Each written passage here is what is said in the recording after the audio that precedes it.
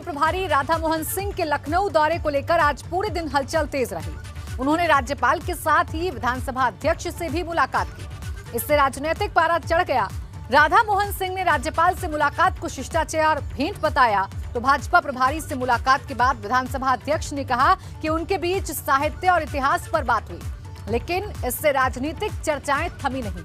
उधर दिल्ली में भाजपा अध्यक्ष जेपी नड्डा ने राष्ट्रीय महासचिव के साथ बैठक के बाद पीएम मोदी से मुलाकात की है। जाहिर है भाजपा के अंदर खाने की इन तमाम हलचल के अलग अलग मायने निकाले जा रहे हैं। एबीपी गंगा ने आज पूरे दिन इस बड़ी सियासी हलचल को कैमरे में कैद किया। लखनऊ से अनुभव शुक्ला की ये रिपोर्ट देखिए।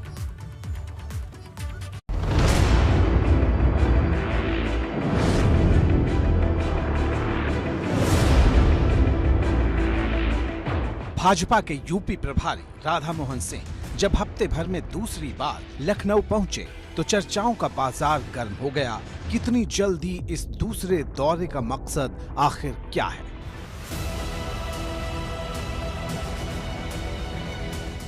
शनिवार को शाम 7:40 की फ्लाइट से राधा मोहन सिंह दिल्ली से लखनऊ आए थे। रविवार की सुबह सियासी गहमागहमी तब और बढ़ गई जब राधा मोहन सिंह राज्यपाल आनंदीबेन पटेल से मिलने रवाना होने लगे। एबीपी गंगा ने भाजपा के प्रदेश प्रभारी से तब खास मुलाकात पर बात की।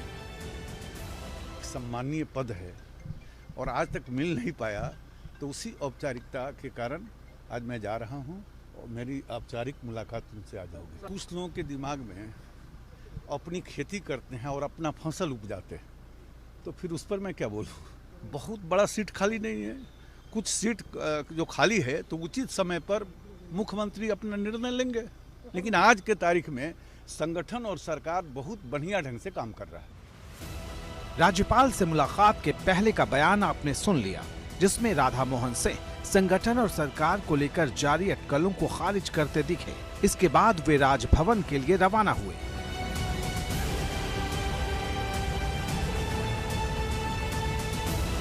ग्यारह बजे राधा मोहन सिंह राजभवन पहुंच गए और राज्यपाल आनंदीबेन पटेल से उनकी मुलाकात शुरू हुई। इसमें सिर्फ राज्यपाल और राधा मोहन सिंह ही मौजूद थे। राजभवन के बाहर अब तक मीडिया का हुजूम पहुंच चुका था। यहां से बाहर निकलने के बाद यूपी के प्रदेश भाजपा प्रभारी ने फिर दोहराया कि ये शिष्टाचार मुलाकात भर थी।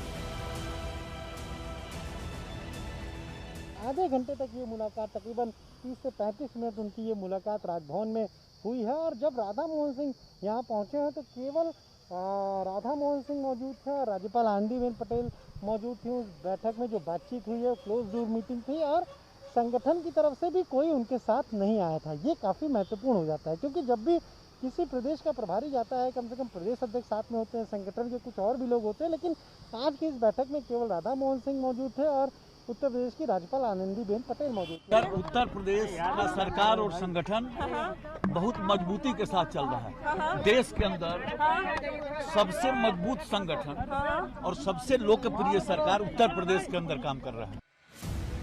उधर भाजपा के प्रदेश अध्यक्ष स्वतंत्र देव सिंह ने भी अटकलों को सिरे से खारिज कर दिया। उन्होंने सीएम योगी की जमकर तारीफ की। आदरणीय योगी जैसा कोई नेता मिलेगा? इतना परिश्रमी इस राज्य के अंदर कोई मुख्यमंत्री बना? एक मिनट, कोई मिला है? इतना परिश्रमी मुख्यमंत्री, सप्ताह में 7 दिन, दिन के 24 घंटे। दूसरी बात, उनके आने के बाद अपराध मुक्त हुआ राज्य, ईमानदारी में शासन चल रहा है। इस बीच राधा मोहन सिंह दोपहर 3 बजे विधानसभा अध्यक्ष हृदय नारायण दीक्षित से मिलने उनके आवास पर पहुंचे। दोनों नेताओं के बीच काफी देर तक मुलाकात चली। इस दौरान दोनों के बीच में क्या क्या बातें हुई, इस पर विधानसभा अध्यक्ष ने दिलचस्प बात कही। ये सुनिए। यूपी बीजेपी प्रभारी राधा मोहन सिंह ने आज पहले राज्यपाल आनंदीबेन पटेल से मुलाकात की और फिर उत्तर प्रदेश विधानसभा के अध्यक्ष हृदय नारायण दीक्षित से भी मुलाकात की। उनके आवास पर तकरीबन 25 मिनट तक ये मुलाकात चली है और हृदय नारायण दीक्षित संसदीय मामलों के भी जानकार है और इनसे जानने की कोशिश करेंगे कि आखिर क्या बातचीत। सर, आज जिस तरीके से यूपी प्रभारी राधा मोहन जी आए, आपसे मुलाकात की, राज्यपाल आनंदीबेन पटेल से मुलाकात की, दोनों संवैधानिक पद हैं, ऐसे में प्रभारी आते हैं, बातचीत करते हैं, जनरल बातचीत हुई या कुछ और चीज़ें रही? एक बात तो ये है कि हम लोग बड़े पुराने मित्र हैं और वह बहुत लंबे समय तक संगठन मंत्री और युवा मोर्चा ऐसे तमाम पदों पर, मंत्री, कृषि मंत्री, सफल कृषि मंत्री, ऐसे पदों पर रहे हम लोग। मित्र हैं, आए तो गपशप स्वाभाविक थी। किसी राजनीतिक विषय पर चर्चा उन्होंने नहीं की। विशेष हेतु से आया ऐसा नहीं। अभी तो और ज़्यादा रहने वाले हैं यहाँ। उत्तर प्रदेश चुनाव, चूँकि वो यहीं के प्रभारी हैं, भारतीय जनता पार्टी के महामंत्री संगठन, उन्होंने कार्यकर्ताओं को प्रेरित किया। तो उसके पीछे कोई गतिविधि खास है, कोई परिवर्तन की बात है, मुझे ऐसा नहीं दिखाई पड़ता। कैबिनेट सिस्टम में मुखिया तो मुख्यमंत्री है, उसी को विशेषाधिकार है कि वो किसी को भी शामिल कर सकता है। उन्हें जब लगेगा कि शामिल करना अपरिहार्य हो गया तो शामिल करेंगे, जब लगेगा अभी ज़रूरत नहीं तो नहीं होगा। ये शुद्ध रूप से उनका मसला है, माननीय मुख्यमंत्री जी। राधा मोहन सिंह से रविवार को मंत्री महेंद्र सिंह और स्वाति सिंह ने भी मुलाकात की। उधर सरकार और संगठन को लेकर चल रही चर्चाओं के बीच उप मुख्यमंत्री दिनेश शर्मा का बड़ा बयान आया। उन्होंने मुख्यमंत्री योगी की प्रशंसा करते हुए सरकार और संगठन के बीच समन्वय को काफी बेहतर बताया। ये अधिकार माननीय मुख्यमंत्री का और संगठन का होता है, उसका वो कभी भी प्रयोग कर सकते हैं। लेकिन जहाँ तक मेरा प्रश्न है, मैंने कोई इस प्रकार की ना तो कोई विचार विमर्श हुआ है, ना कोई मैंने इस प्रकार की चर्चा कहीं संगठन के अंदर किसी प्रकार की हम लोगों से हुई होगी। जो भी निर्णय होगा संगठन स्मूथली करता है। इस प्रकार की कोई चर्चा होगी ऐसा मुझे अभी तक सूचना नहीं है। मैं इन सब चीज़ पे न तो कोई टिप्पणी कर सकता हूं और न ही मुझे किसी प्रकार की जानकारी है। आदरणीय राधा मोहन जी तो हफ्ते में 2 बार तो लखनऊ रहते ही होंगे, हमेशा मिलते ही रहे हैं। मैं समझता हूँ कि उत्तर प्रदेश सरकार ने बहुत अच्छा काम किया है और उत्तर प्रदेश का संगठन हमारा जिस प्रकार से सेवा ही संगठन के नाम से गाँव-गाँव तक काम किया है, सरकार और संगठन का अद्भुत समन्वय है। और रहा आपकी बैठकें तो हमारे वहाँ सामान्य तौर पर हुआ ही करती हैं। डिप्टी सीएम दिनेश शर्मा ने बार बार ये भी दोहराया कि चुनाव वाले राज्यों में राष्ट्रीय अध्यक्ष के दौरे के बाद राष्ट्रीय संगठन महामंत्री का दौरा आम बात है और प्रदेश प्रभारी का राज्य के दौरे पर लगातार आना भी सामान्य बात ही है, इसमें कुछ नया नहीं। एबीपी गंगा के लिए लखनऊ से अनुभव शुक्ला की रिपोर्ट।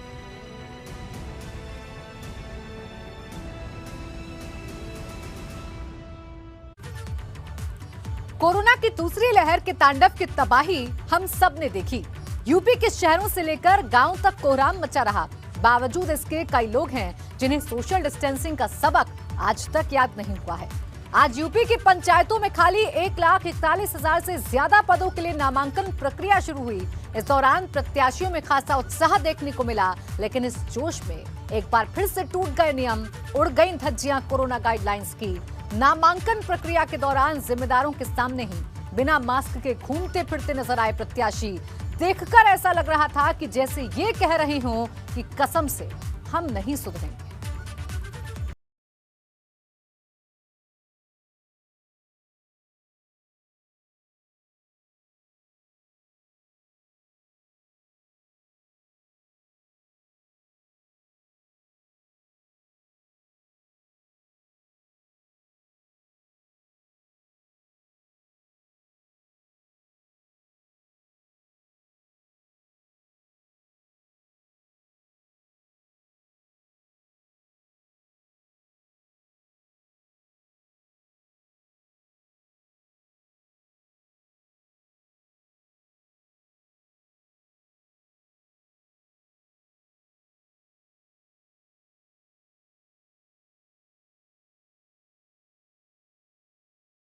बल्कि ये कोरोना काल की तस्वीरें हैं जहां मानो हर किसी ने कसम खा रखी है कि हम नहीं सुधरेंगे।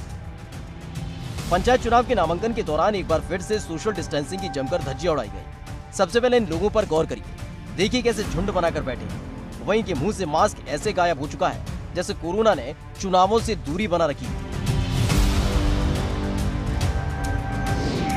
पंचायत के खाली पड़े पदों को भरने के लिए राज्य निर्वाचन आयोग ने चुनावों का ऐलान किया तो एक बार फिर से भीड़ का आलम देखने लगा। टूटने लगे नियम और सोशल डिस्टेंसिंग की जमकर धज्जियां उड़ाकर रख दी गई।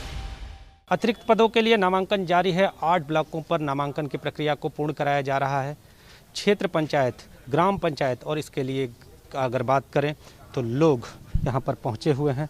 इसके अलावा ग्राम प्रधान पद के भी अतिरिक्त पदों के लिए आज यहाँ पर नामांकन हो रहा है। आप देखिए लोग यहाँ पर बैठे हुए आपको दिखाई देंगे। तो जान भी लेते हैं, आप यहाँ पर आए हैं, क्या नामांकन दाखिल कराने आए हैं या किसी के साथ में? हम किसी के साथ में आए। सर आपने मास्क नीचे कर रखा है, कोरोना से डर नहीं लगता? नहीं लगता है डर। आप देखिए, आप भी कैमरा देखते ही मास्क निकालने लगे और निकाल दिए सर, बैठे थे इस जगह, थोड़ा बैठे थे, आराम कर रहे थे, उनको निकाल दिए। दरअसल वाराणसी में भी पंचायत चुनावों के मद्देनजर नामांकन प्रक्रिया सुबह 8 बजे से शुरू हुई और शाम 5 बजे तक चली। इस दौरान अधिकारी मौजूद रहे तो वहीं व्यवस्था बनाए रखने के लिए पुलिस भी मौजूद थी, लेकिन जो दावे लगातार प्रशासन की तरफ से किए जा रहे थे वो ही कानून के रखवालों के सामने टूटते नजर आए।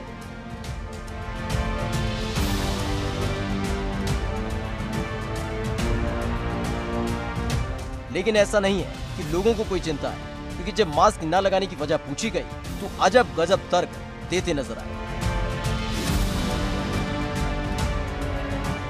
ऐसा नहीं है कि इस दौरान अधिकारी मौजूद नहीं थे, अधिकारी अपने कमरे में आराम से बैठे थे और बाहर कोरोना नियमों की भावी उम्मीदवार धज्जियां उड़ा रहे थे। यहाँ पे हमारे यहाँ 2 प्रधानों की डेथ हुई है, तो 2 गांव पंचायतों का नामांकन होना है और जहाँ जहाँ रिक्त पद हैं वार्ड मेंबर का, ग्राम पंचायत जो सदस्य होते हैं उनका भी नामांकन आज हो रहा है। इंतजाम कैसे है? इंतजाम ठीक है, सब नामांकन हो रहा है, कोई दिक्कत नहीं। प्रत्याशियों ने किया नामांकन। दरअसल यूपी में एक बार फिर से पंचायत चुनाव का ऐलान हुआ है और जो 1,41,000 से ज्यादा पद खाली पड़े हैं उनको भरने का काम किया जा रहा है। इस दौरान नामांकन की प्रक्रिया अपनाई गई। कानपुर में भी नामांकन भरने के लिए प्रत्याशियों में खासा उत्साह देखने को मिला, लेकिन उतना उत्साह शायद अधिकारियों में नहीं था, क्योंकि नामांकन प्रक्रिया देरी से करीब 9:30 बजे शुरू हो सकी और ऐसे में तमाम जिम्मेदार अधिकारी भी गायब नजर आए। पंचायत उपचुनाव के लिए आज नामांकन का दिन है। कानपुर की अगर बात की जाए तो 3,186 पदों के लिए आज नामांकन भरे जाने हैं, जिनमें से 1 ग्राम प्रधान का, 1 बीडीसी का और 3,184 ग्राम पंचायत सदस्यों का नामांकन आज भरा जाना है। आज इन्हीं फॉर्म्स को रात तक चेक कर लिया जाएगा और उसके बाद नामांकन की प्रक्रिया को आगे ले जाया जाएगा। कल्याणपुर विकास खंड में हम मौजूद हैं और यहाँ पर 9:15 बजे से ज़्यादा का वक्त बीत चुका है और अभी तक नामांकन की प्रक्रिया शुरू नहीं हुई है। यही नहीं, नामांकन केंद्र पर अव्यवस्थाओं का दौर ऐसा रहा जिसकी वजह से प्रत्याशियों को इधर उधर भागना पड़ा। आपने करा दिया नामांकन? नहीं, अभी नहीं हुआ है। क्यों, क्या बताएं? बोले अधिकारी नहीं है। फार्म भरने आए हैं, सदस्य का फार्म भरने। अभी कोई आई नहीं, दिखता नहीं। ये हालात तब है जब कोरोना का डर है और अधिकारियों पर जिम्मेदारी दी गई है व्यवस्था बनाने की, लेकिन अधिकारी ही गायब नजर आए और नामांकन प्रक्रिया मानो अधिकारियों के लिए ही मजाक बन गई। दरअसल यूपी में पंचायत के 1,41,000 से ज्यादा पदों को भरने के लिए चुनाव का ऐलान हुआ है, जिसमें 1,41,000 से ज्यादा पदों पर चुनाव होंगे। 6 जून को पूरी हुई नामांकन प्रक्रिया, वहीं 7 जून को नाम वापसी की तारीख है। 12 जून को वोटिंग होगी और 14 जून को काउंटिंग। 6 जून को नामांकन प्रक्रिया सुबह 8 बजे से शाम 5 बजे तक चली और नामांकन खत्म होने के फौरन बाद स्क्रूटनी भी हुई। दरअसल पंचायतों में खाली पड़े पदों को लेकर नोटिफिकेशन जारी की गई, जिसके मुताबिक पंचायतों में खाली 1,41,700 से ज्यादा पदों के लिए नोटिफिकेशन जारी किया गया। जिला पंचायत सदस्य के 2 पदों के लिए वोटिंग होगी, वहीं क्षेत्र पंचायत सदस्य के 54 पदों के लिए होगी वोटिंग। ग्राम प्रधान के 28 पदों के लिए वोटिंग होगी। ग्राम पंचायत सदस्य के 1,41,712 पदों के लिए वोटिंग होगी। फिलहाल जिन पदों पर वोटिंग होने जा रही है उसको लेकर पहले से ज्यादा सतर्कता दिखानी होगी, क्योंकि पंचायत चुनाव के दौरान जिस तरह से नियम टूटे और कोरोना के मामले बढ़े थे, उसने कई तरह के सवाल खड़े कर दिए थे। अब फिर से ऐसे हालात न बने, इसके लिए अधिकारियों को जिम्मेदारी उठानी होगी, तो साथ ही प्रत्याशियों को भी सतर्कता दिखानी होगी। एबीपी गंगा के लिए वाराणसी से नीतीश कुमार पांडे के साथ कानपुर से रतीश त्रिवेदी की रिपोर्ट।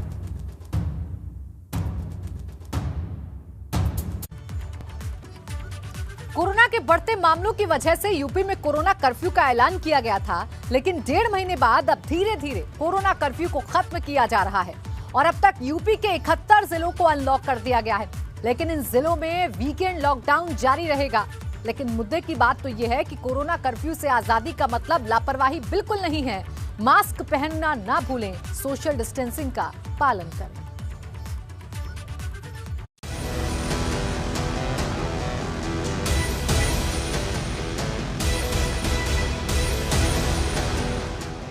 करीब 1.5 महीने तक चले कोरोना कर्फ्यू के बाद अब यूपी अनलॉक होने लगा, जिसकी शुरुआत 1 जून को हुई और अब यूपी के 71 जिले अनलॉक होने जा रहे हैं, जिसके बाद एक बार फिर से बाजारों में चहलकदमी देखने को मिलेगी।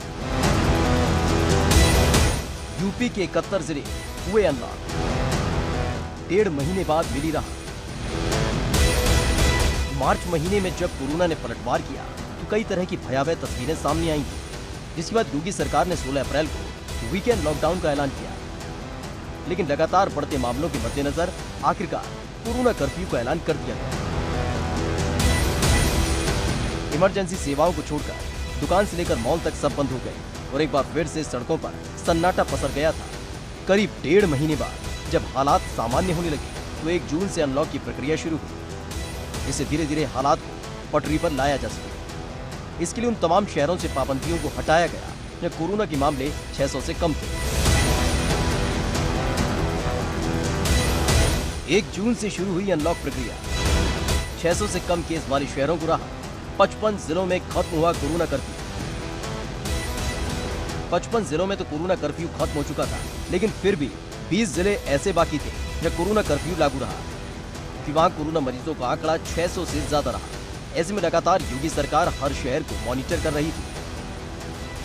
यूपी के 16 और जिलों को अनलॉक करने का आदेश दे दिया गया, यानी कुल मिलाकर सोमवार से अब यूपी के 71 जिले कोरोना कर्फ्यू से मुक्त हो जाएंगे, जिससे लोगों को राहत मिलेगी।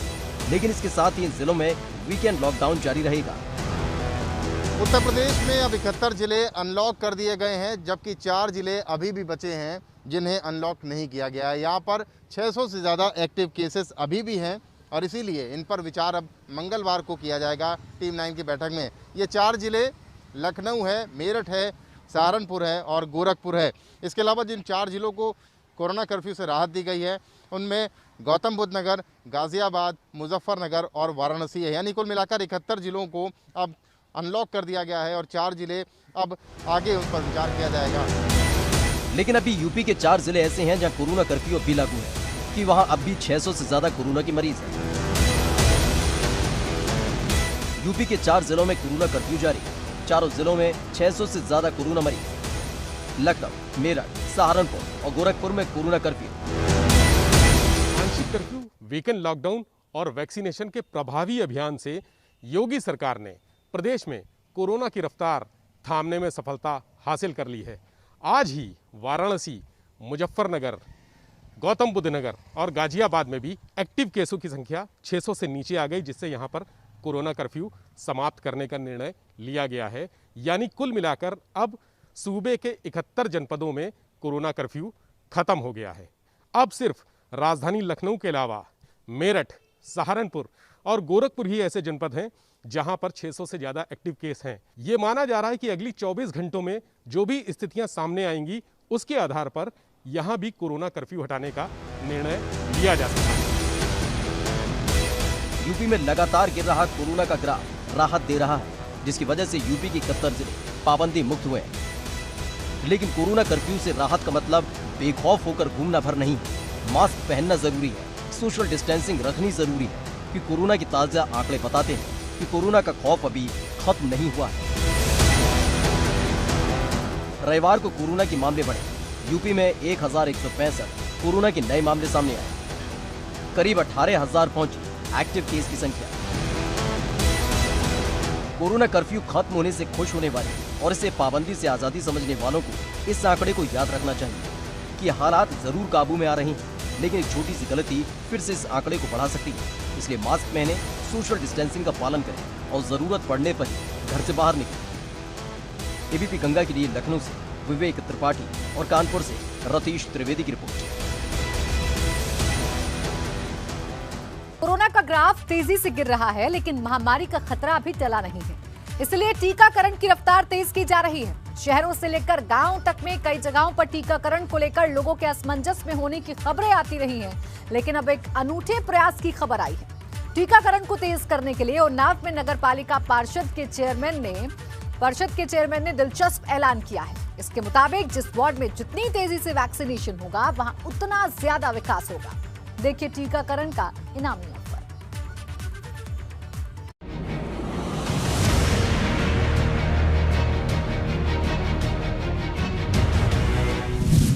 महामारी को हराने का अनूठा प्रयास।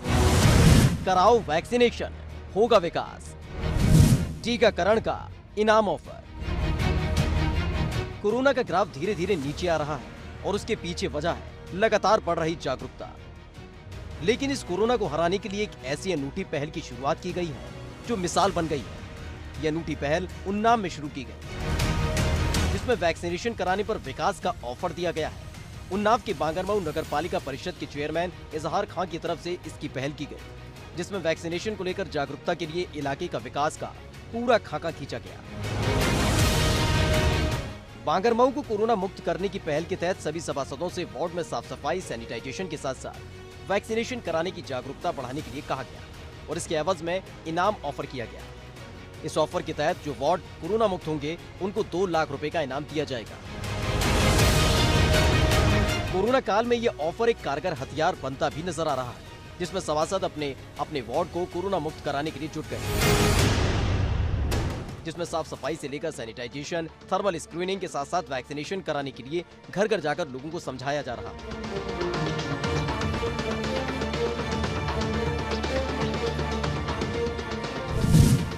अपना कार्य सुचारू रूप से कर रहे हैं और जनता को जागरूक भी कर रहे हैं कि आप ऑक्सीमीटर से और थर्मल स्क्रीनिंग भी कर रहे हैं। इसलिए कर रहे हैं कि हमारा वार्ड में अच्छा काम हो और किसी को कोरोना मुक्त होना चाहिए, इसीलिए हम मेहनत कर रहे हैं। वार्ड को कोरोना मुक्त कराने के लिए भी सभासद भी जमीन पर उतर गए हैं। गली गली और घर घर जाकर सैनिटाइजेशन, साफ सफाई से लेकर वैक्सीनेशन को लेकर लोगों को जागरूक कर रहे हैं। इस पर ज़्यादा से ज़्यादा मेहनत कर रहे हैं। ऑक्सीमीटर और टेम्परेचर नाप रहे हैं। सुबह से लेके दिन भर जो है मेहनत में लगे हुए हैं कि हमारा मोहल्ला कोरोना मुक्त हो जाए। और हम फर्स्ट पेज पे आए तो हमको 2 लाख का इनाम अध्यक्ष जी देंगे। अब वो देंगे तो हम उसको जो है विकास में लगा देंगे। दरअसल ये फैसला ऐसे वक्त में चर्चा का विषय बना है जब वैक्सीन से लोग डर रहे थे, भाग रहे थे। ऐसे में स्थानीय स्तर पर घर घर जाकर वैक्सीनेशन को लेकर जो जागरूकता अभियान चलाया जा रहा है, उसके बाद लोग खुद आगे आकर वैक्सीन लगवाते नजर आ रहे हैं, जिसने कोरोना मुक्त बांगरमऊ की सोच को मजबूत कर दिया है। प्रोत्साहन के रूप में हमने एक नई पहल करते हुए, चूंकि वैक्सीनेशन के ऊपर ज़्यादातर लोगों का ध्यान कम जा रहा था, इस वजह से वैक्सीनेशन को बढ़ाने के लिए एक उसी निर्माण कार्य को में 2 लाख रुपए का प्रोत्साहन है। जरूर ये सुनने में और देखने में अच्छा लगे कि लोग वैक्सीन को लेकर जागरूक हो रहे हैं, लेकिन ये लड़ाई इतनी भी आसान नहीं है और इसे इस आंकड़े से समझा जा सकता है कि बांगरमऊ की कुल आबादी 44,000 से ज्यादा है। कुल मिलाकर बांगरमऊ में 25 वार्ड है। हर वार्ड में आबादी 500 से 600 तक है। यह आंकड़ा समझने के लिए काफी है कि इस पहल को कारगर करने के लिए मेहनत करनी पड़ेगी और जनता को खुद आगे आकर इस पहल से जुड़ना पड़ेगा, जिससे कोरोना को हराया जा सके। मुद्दे की बात यह है कि एक तरफ जहां लोग वैक्सीन से डर रहे थे, भाग रहे थे, इस प्रयास के जरिए अब धीरे धीरे ही सही लोग कोरोना को हराने के लिए आगे आ रहे हैं और उसका असर ये है कि बांगरमऊ में कोरोना के मामले तेजी से गिर रहे हैं। एबीपी गंगा के लिए उन्नाव से आशीष की रिपोर्ट।